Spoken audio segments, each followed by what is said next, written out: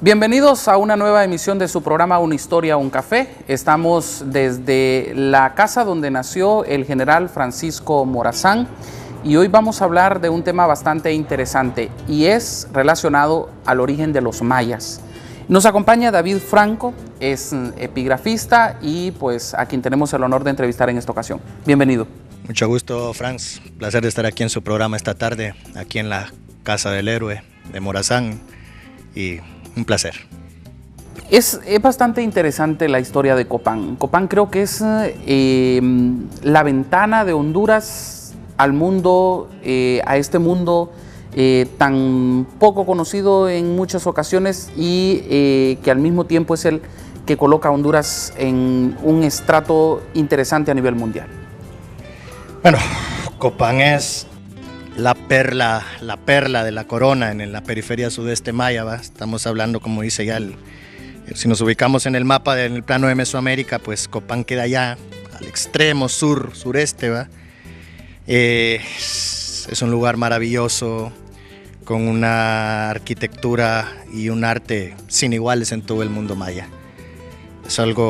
Es la joya de la corona, de lo que fue lo que fueron los señoríos o los pequeños estados mayas que se dieron en el periodo clásico durante el siglo V al siglo IX aproximadamente. ¿Quién fue Yaxcucmó?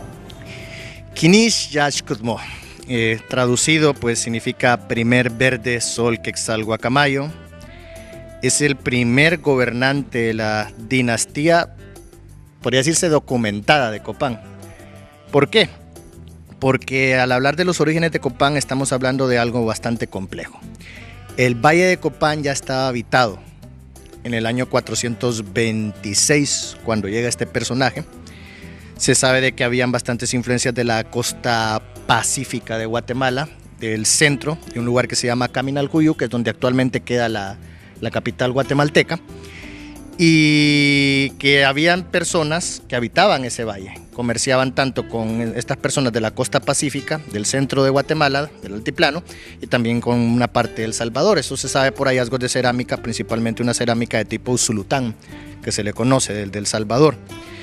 A la llegada de este personaje, en el año 426 después de Cristo, aparentemente hay un panorama un poquito complejo, caótico. El altar Q nos menciona en la parte superior la llegada de este gobernante. Él nos dice que él fue entronizado en un lugar el cual no lo sabemos, aproximadamente unos 7 meses antes de su llegada. Él toma el cetro del Cahuil y él hace un viaje de aproximadamente 12 días, 7 meses, hasta que llega a un sitio que se le conoce como Oxhuitic, que significa el lugar de las tres raíces y que hace referencia posible al primer nombre de Copán. Esto en el año 426 después de Cristo.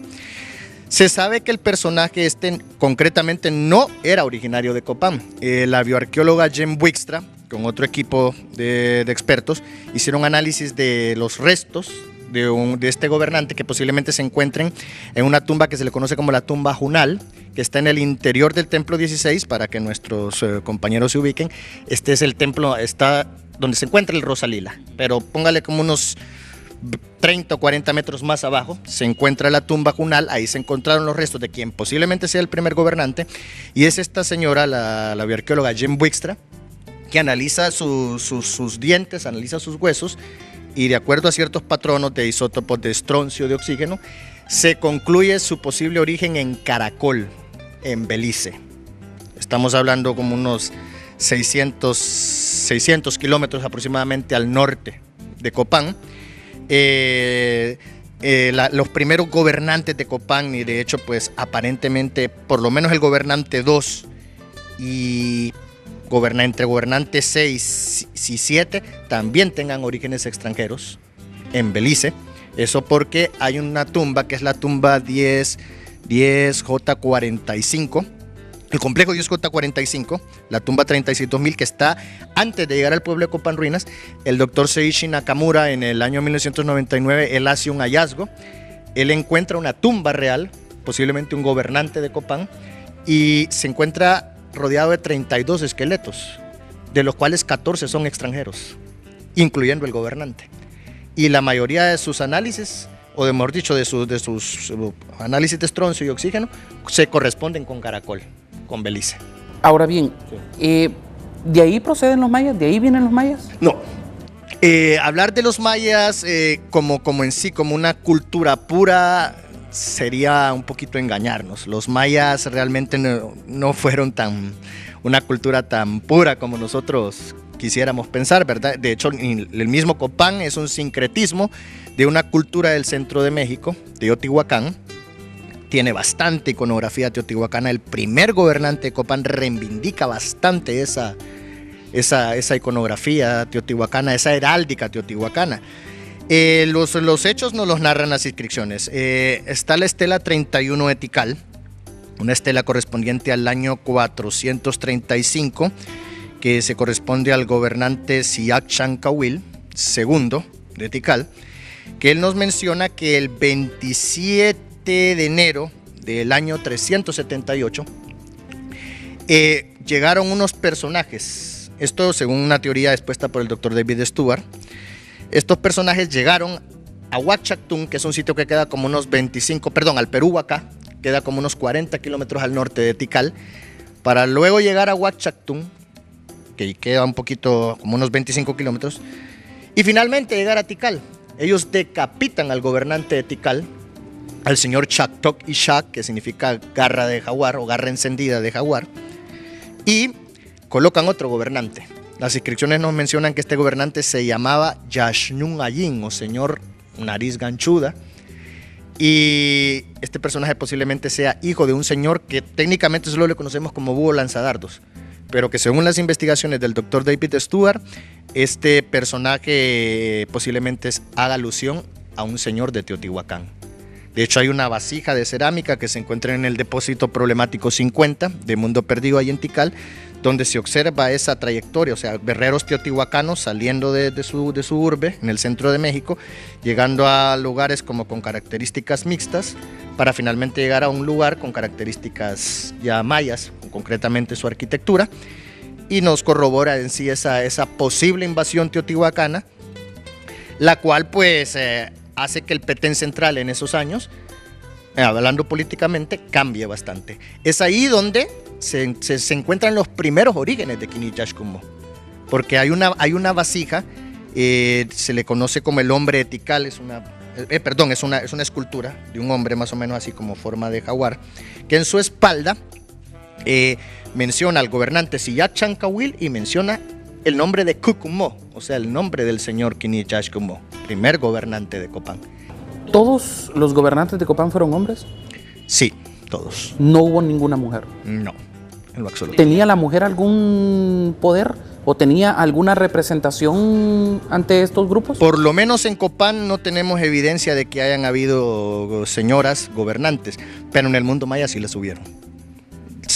Hubo en Palenque, de hecho del famoso gobernante Pacal, el de la máscara, el de la tumba, su abuela fue una prominente señora del señorío de Palenque. Está la señora también Huaxán o Seis Cielo de Naranjo, que es una señora que le hizo la guerra hasta el mismísimo Tikal. Una reina guerrera totalmente, señora de Naranjo. Entonces en Copán solamente fueron hombres. En Copán, hasta lo que tenemos documentado, solo hombres, hasta el momento. Lo que sí hemos encontrado en Copán, ¿verdad?, es evidencia de una dinastía alterna a la que gobernó. Porque en el año 485, esto según la estela 24 que se encontró en el montículo 9, que se encuentra ahí cerca de lo que hoy es el Parque Central de Copán Ruinas, el doctor David Stuart identificó una inscripción donde se observa un glifo que tradicionalmente se asocia con el fundador de la dinastía. Nosotros los epigrafistas hubiéramos esperado encontrar el nombre del primer gobernante de Copán, o sea, las dos cabecitas, la de Quetzal y de Guacamayo, pero se encuentra otra cabeza. Y se sabe, siguiendo el patrón dinástico del altar Q, de que en ese tiempo estaba otro señor, por lo menos de la línea de Quinichashcumbo, gobernando en ese lugar, pero el nombre no se corresponde. Entonces nos brinda una posible idea de que Copán había una pugna por el poder entre varios señoríos. Eso es lo que más o menos nos mencionan las inscripciones. Cuando Jacques Cucumó llega a Copán, ¿ya está formada la ciudad o él llega solo a gobernar? ¿Qué fue lo que pasó ahí? Bueno, Según los estudios que han hecho varios investigadores como Edward Shorman o Charles Schitt, se sabe de que donde hoy se encuentra la Acrópolis de Copán, en tiempos bastante remotos en el pasado, era un pantano. Era un pantano. Cuando él llega, este gobernante, se sabe que el valle ya había estado ocupado por aproximadamente casi más de 1000 años, cuando él llega, en el año 426. Los informes le llaman a estas personas con un nombre técnico, les dicen no mayas. No sabemos realmente de qué denominación o pueblo era, ¿verdad? Pero cuando él llega a Copán, posiblemente se encuentra con estas personas ajenas a una cultura a la que él está trayendo desde el Petén. O sea, son otro tipo de dioses, otro tipo de cultura, muy ajeno a lo que ahí se está desarrollando, ¿verdad? De hecho, retomando el caso del entierro, el que le comenté, del complejo Dios J45, el resto de personas que acompañan a ese gobernante aparentemente tuvieron una muerte por sacrificio y eran personas locales. O sea, que nos puede brindar una posible idea de que hubo un cierto sometimiento de estos personajes extranjeros que llegaron al Valle de Copán y que sometieron a las personas que ahí estaban. En cuanto a contextos de arquitectura, pues una arquitectura muy básica la que había. Copán no era ni la sombra de lo que es ahora la llegada de Quinichashkumu en el año 426. ¿Cómo vivían entonces los mayas? Bueno, habría que ver cómo vivían los mayas de la élite o los mayas de la... Antes de la llegada de Jacques Cookmo. Bueno, por lo menos en Copán hay un sitio que nos puede dar más o menos una orientación de cómo era la vida en Copán en esos días. Este sitio se le conoce como el sitio de los Achiotes. Queda como a unos 5 kilómetros del aeropuerto de Río Amarillo. Es un sitio del preclásico. Se tiene documentado ahí un pequeño campo de pelota, mucho más anterior al que se tiene en Copán, y se sabe que estas personas pues vivían más o menos así como rodeando un peñasco y tenían un tipo de agricultura comunitaria. O sea, no había un centralismo de poder, si lo podemos ya denominar así. Ya el dominio de una élite o la consolidación de poder de parte de una familia ya se empieza a dar con la llegada del primer gobernante de Copán.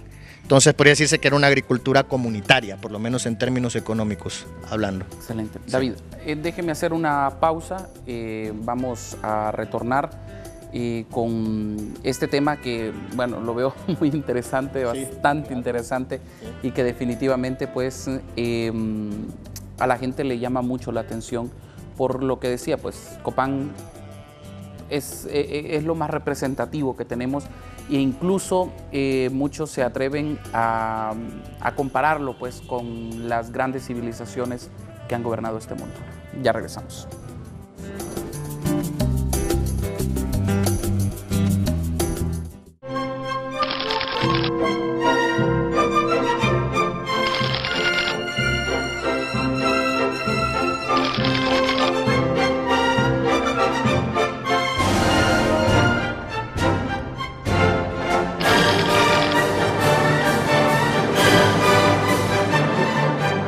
¿Sabes por qué son tantos los hondureños que quieren emigrar de nuestro país? En Honduras existen más de 100 bandas criminales. Nuestros niños y jóvenes son reclutados por estas maras y pandillas. Más del 85% de la droga pasa por Honduras. La violencia ha aumentado en los últimos 7 años y solo en los primeros 3 meses del 2014, más de 300 jóvenes fueron asesinados.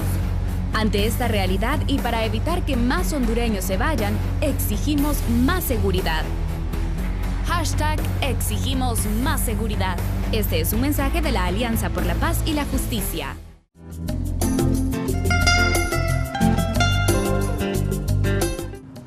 Gracias por continuar con nosotros en Una Historia, un Café. Estamos hablando sobre Copán, quiénes fueron los primeros gobernantes de Copán.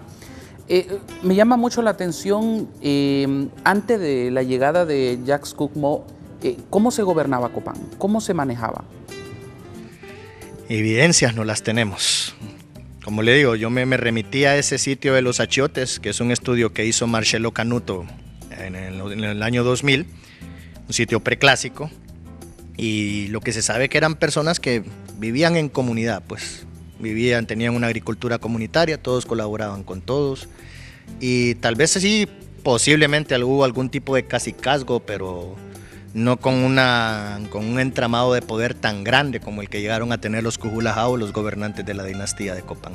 O sea, era un sistema de gobierno, sí, que comerciaba, como le dije al principio, con el altiplano guatemalteco, con la costa pacífica de Guatemala, con otras culturas de El Salvador, como es la cultura de Usulután, pero no era un dominio tan preponderante como el que llegaron a tener los gobernantes de Copán posteriormente. ¿Qué hace Jacques Cook-Mov? O sea, ¿cuál es su trabajo? ¿O por qué se le recuerda y se le conoce como el primer gobernante de Copán?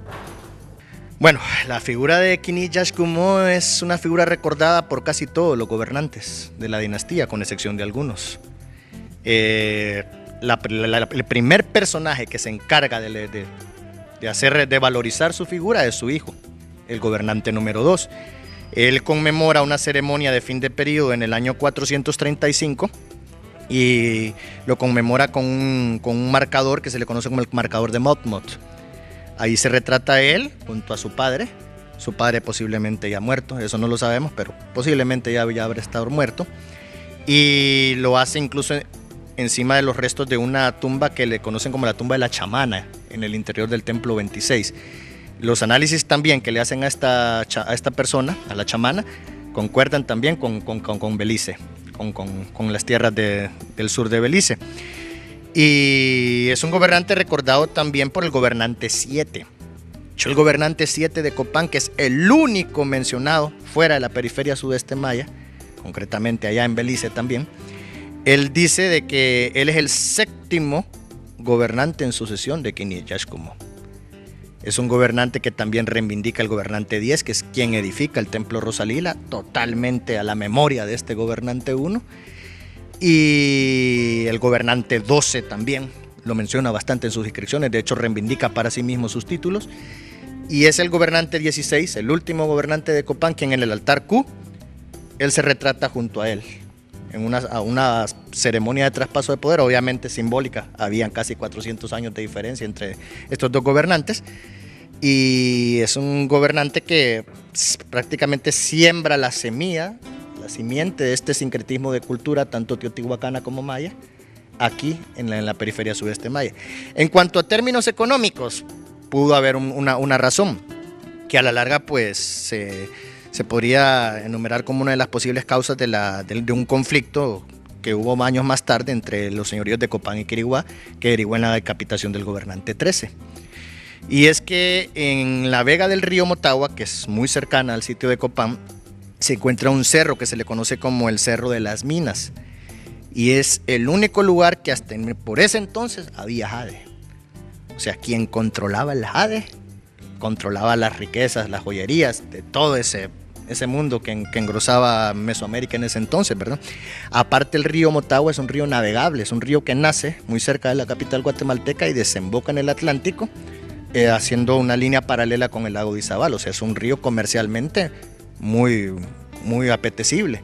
Entonces imaginamos, ¿verdad?, que las élites gobernantes del Petén mandaron sus embajadas a esta zona de la periferia sudeste maya con el propósito de controlar el comercio del jade y de las rutas fluviales, en este caso el río Motagua, y establecer posibles lazos comerciales con la cultura del Valle del Lulúa, río Chamelecón, río Lúa, el sitio de Naco también, que es un sitio bastante antiguo, que pues controlaba los lazos comerciales con el centro de Honduras y con otras regiones. ¿Cómo logra sobrevivir el templo Rosalila? Bueno, el templo Rosalila pues, es comisionado por el gobernante 10, y gobernantes posteriores se encargan de prácticamente pues enterrarlo de manera muy precisa, muy detallada, en base a rellenos. Empiezan a rellenar sus interiores y empiezan a utilizar su estructura para poder consolidar lo que finalmente se conoce como el templo 16, que fue edificado por el gobernante número 16, Yashpasa Chan Yopat. Como le mencioné al principio, todo ese templo, en su simiente se encuentra la casa, la posible casa del primer gobernante de Copán. Está enterrada también la que fue posiblemente su esposa, ahí es cerca. Y sobre esa misma simiente se construye el templo Rosalila, y siempre en ese templo, a la memoria de este gobernante, se construye una versión mucho más monumental, que es la versión final del templo 16, siempre cuidando los detalles, ¿verdad?, de los templos que le fueron precediendo. O sea, es una conservación de la memoria del primer gobernante. El hijo de Jacques Cocteau es Kinish Popol Vuh. Ese es uno de los nombres con que se le conoce, o bueno, tradicionalmente se le conoce también como petate en la cabeza, pero es Kinish Popol Vuh.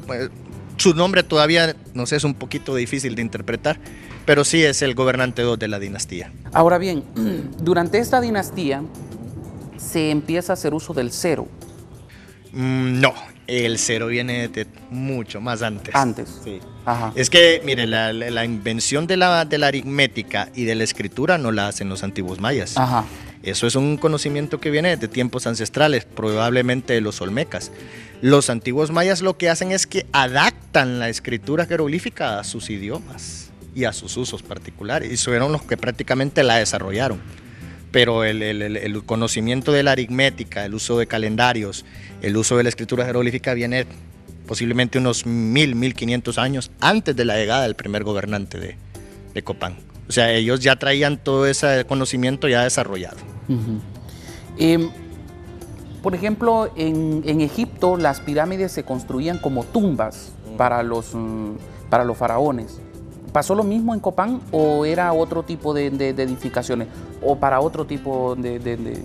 Bueno, tenían bastantes usos. En este caso, pues el templo 16 sí es un contexto más que todo ritual. Funerario también, va funerario porque ahí se encuentran localizados los restos del primer gobernante de Copán.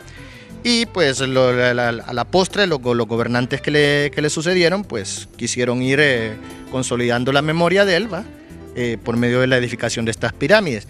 Otro templo en Copán, bueno, nosotros no le llamamos pirámides, pero sí son de estructura piramidal, es el templo 26, que es donde se localiza la escalinata jeroglífica, que ahí es donde encontramos la tumba la tumba Mocmoc de la chamana, y se localizan aproximadamente 4 o 5 entierros más, entre ellos la tumba Chorcha, que es del gobernante 12 de Copán, que esa fue localizada por el equipo de don Bill Fach y de doña Bárbara Fach en los años 90, con el equipo de la Universidad de Harvard, y donde pues encontraron aquellas famosas ofrendas de 12 incensarios de tapadera que adornaban esa tumba. Por lo menos esos son los usos funerarios, o sea, bien documentados que se tienen en cuanto a tumbas reales. Ahora bien, por ejemplo, el gobernante 8 está enterrado en una estructura abajo de la Acrópolis concretamente el patio de los Jaguares, al pie del templo 22, pero no es una estructura, no es un templo, no es una estructura piramidal, es una pequeña estructura que pues una vez ya fue enterrado el gobernante quedó soterrada. Y el gobernante 16 se sabe que sí fue enterrado atrás del templo 18, pero una estructura bastante modesta. Pero sí, podría decirse que sí, en su mayor parte cumplieron ese papel como funerario y ritual en cuanto a la edificación. ¿El juego de pelota cuándo nace? El juego de pelota tiene una antigüedad de unos 1300, 1500 años antes de Cristo. O sea, de esa forma como se jugaba en Copán. Lo que pasa es que no tenemos una evidencia muy concreta cómo realmente se jugaba en Copán. El juego de pelota tiene varias variantes que hay que adecuarlas según al espacio y al tiempo en que se desarrollan, ¿va? O sea, posiblemente Tikal haya jugado una versión de juego de pelota a la que se jugaba en Copán o a la que se jugaba en Palenque. O el juego de pelota que se jugó en ese tiempo, en el periodo clásico, ya sea muy distinto a lo que se jugó, por ejemplo, en la parte ya náhuatl, concretamente en Tenochtitlan, o en la zona zapoteca o mixteca. O sea, influye bastante el tiempo y el espacio. O sea, pudieron haber múltiples variantes de juego de pelota, y concretamente el de Copán, hasta el son del día de hoy, no tenemos realmente una claridad cuál era la versión de juego de pelota que ahí se utilizaba. O sea, no podríamos decir que el ganador era sacrificado. Bueno, hay varios contextos. Si nos vamos a los contextos etnográficos, ¿verdad? Y etnohistóricos, remitámonos al Popol Vuh, por ejemplo. El Popol Vuh nos menciona en cierta parte de que los gemelos son sacrificados, pero en otra parte, la segunda pareja de gemelos, aunque ganen, también son sacrificados. O sea, el contexto es bastante ambiguo. Si revisamos las inscripciones del periodo clásico, el juego de pelota era un poquito más, podría decirse, ceremonial. Eso sí, eran las víctimas de guerra o los cautivos de guerra, eran arrojados por las escaleras y en los paneles se representaban a los gobernantes como que si les estuvieran pegando con la cadera, o sea, como que el cautivo representara la pelota y el gobernante le estaba pegando, ¿verdad? Pero hay evidencias ya de la época de la conquista, ¿verdad? De ciertos frailes y historiadores de la época ya más próxima a nosotros, que nos mencionan de que el juego de pelota se jugaba por diversión en México, que hacían hasta apuestas y hacían otro tipo de cosas. Entonces, como le digo, eso depende de la región donde se juegue y del tiempo en que se esté desarrollando esta actividad. El calendario maya, cuéntenos un poco más del calendario maya. Bueno, más o menos sí me gustaría aprovechar este espacio para aclarar algo, ¿va? Algo que no quedó muy bien aclarado en el 2012. Cuando en el 2012 decían de que era el famoso fin del mundo, ¿verdad? Que nada que ver, ¿verdad? Era simplemente el fin de un ciclo de 13 bactunes. ¿Qué es un bactún? Un bactún es un periodo de 400 años aproximadamente. Es un periodo cíclico que se va repitiendo. Y simple y sencillamente el 21 de diciembre, que tampoco no sabemos realmente si era el 21, el 22 o el 23, hay varias correlaciones de tiempo, era que realmente culminaba ese espacio, ¿verdad? Lo que estaba culminando era un periodo de 13 bactunes para dar comienzo a otro periodo, a otra cuenta de 13 bactunes que va a terminar aproximadamente dentro de 5.000 años. ¿Va? Lo que no nos comentan es que Copán y otras ciudades del clásico maya utilizaban sí la cuenta de 13 bactunes, pero por ejemplo Palenque utiliza una cuenta de 20 bactunes, o sea que ellos el fin, entre comillas, lo están esperando entre 2.000 años más.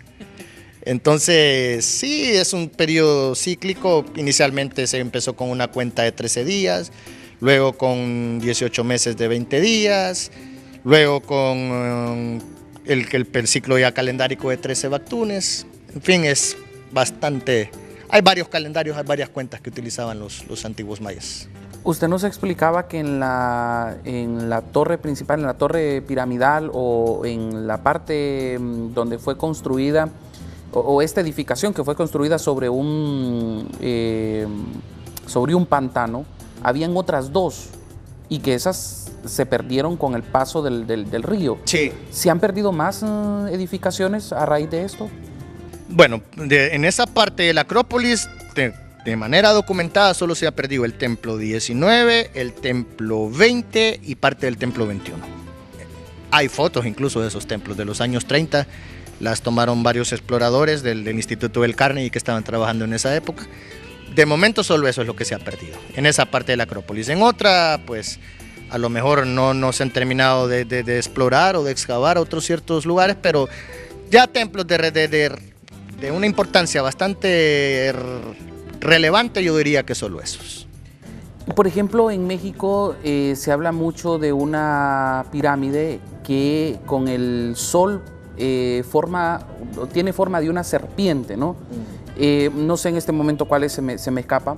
Es la pirámide de Kukulcán en Chichén Itzá. Exacto. Y lo que le quería preguntar, ¿en Copán hay también pirámides? Sí, de hecho, no pirámides, pero sí monumentos que nos dan pistas de posibles fenómenos astronómicos. El licenciado Vito Vélez, la licenciada María Cristina Pineda de Carías y el doctor Ricardo Abursi hicieron bastantes análisis en lo que es la Plaza del Sol, la Plaza de las Estelas.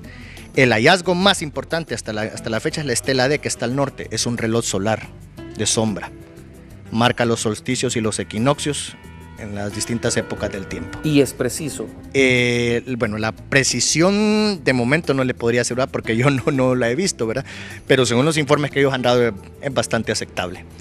Bastante aceptable. David, yo le agradezco mucho que nos haya dado este espacio, que hayamos podido conversar sobre esto.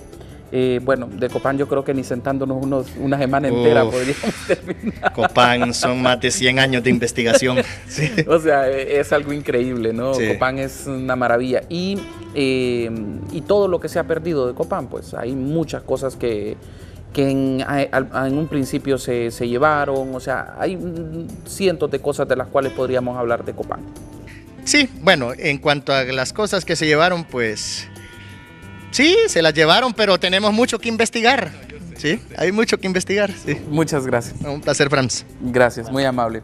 Gracias a ustedes por habernos acompañado en esta emisión, un tema bastante interesante, un tema que de verdad todos los hondureños deberíamos de estar pendientes de lo que ocurre en Copán. Gracias por habernos acompañado, nos vemos en la próxima.